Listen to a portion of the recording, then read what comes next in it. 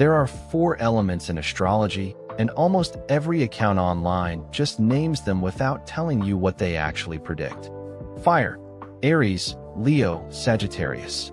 Earth: Taurus, Virgo, Capricorn. Air: Gemini, Libra, Aquarius.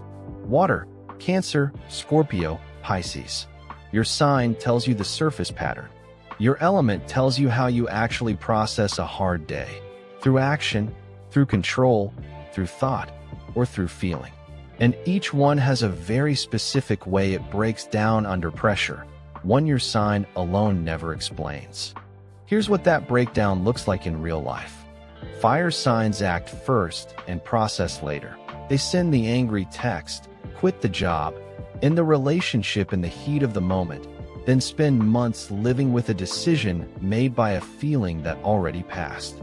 Earth signs tie their entire worth to being useful, so resting feels like failing, and they'll work through exhaustion, pain, even grief, because slowing down feels more dangerous than burning out. Air signs escape into analysis, turning a feeling into a theory about the feeling, so they can discuss their heartbreak brilliantly without ever actually being inside it.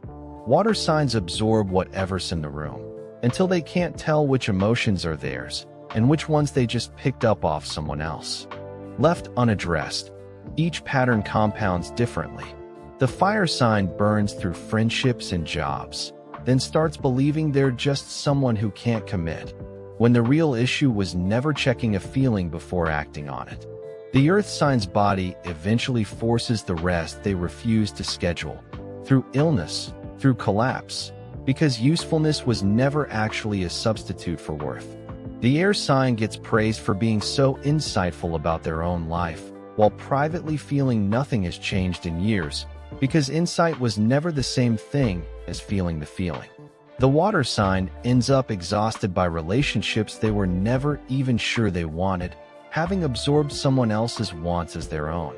Comment your sun sign below, and I'll tell you your element: fire, earth, air, or water, and which one of these 4 shadow patterns is actually running your week. The fix is element-specific, not generic self-help. If you're fire, install a mandatory pause, 24 hours between the feeling and the action, every time, no exceptions for how sure you feel right now.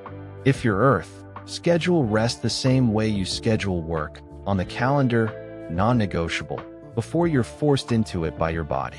If you're air, before you're allowed to analyze a feeling, you have to physically locate it, chest, stomach, throat, and sit with it for 2 full minutes first. If you're water, before agreeing to anything, ask one question out loud. Is this actually what I want, or what I felt from someone else in the room? Then build the element-specific practice into your week. Fire. End each day naming one impulse you paused instead of acted on, training the gap between spark and action. Earth. Once a week, do something with 0 productive output, purely for pleasure, and notice how much resistance shows up. Air. Keep the body-first journal for 1 week. Write the physical sensation before you're allowed to write the thought about it. Water. Spend 10 minutes each evening alone, no one else's energy in the room, sorting which feelings from the day were actually yours. A woman I'll call Priya, a Pisces, water through and through, kept ending relationships feeling like she'd lost herself completely, unable to say what she even wanted anymore. The fix wasn't distance from people. It was one nightly question: whose feeling is this, actually? Within 2 months she could name, in real time, when she'd absorbed her partner's anxiety as her own instead of feeling her own calm underneath it. Her relationships didn't get easier. Her sense of herself inside them finally came back. Priya's element never changed. She's still deeply, permanently water. What changed is she stopped treating her own porousness as a personality flaw and started treating it as a trait that needed one specific boundary. That's the shift every element is actually asking for. Not becoming a different kind of person, but finally building the one practice your particular element has always needed. If this just explained a pattern you've been calling impulsiveness, workaholism, overthinking, or people-pleasing, like this video. Comment your sun sign, and I'll tell you your element, and which of these 4 shadow patterns is quietly running your life.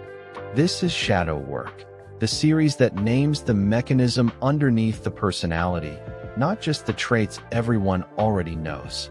Subscribe if today's episode explains something your sign alone never could.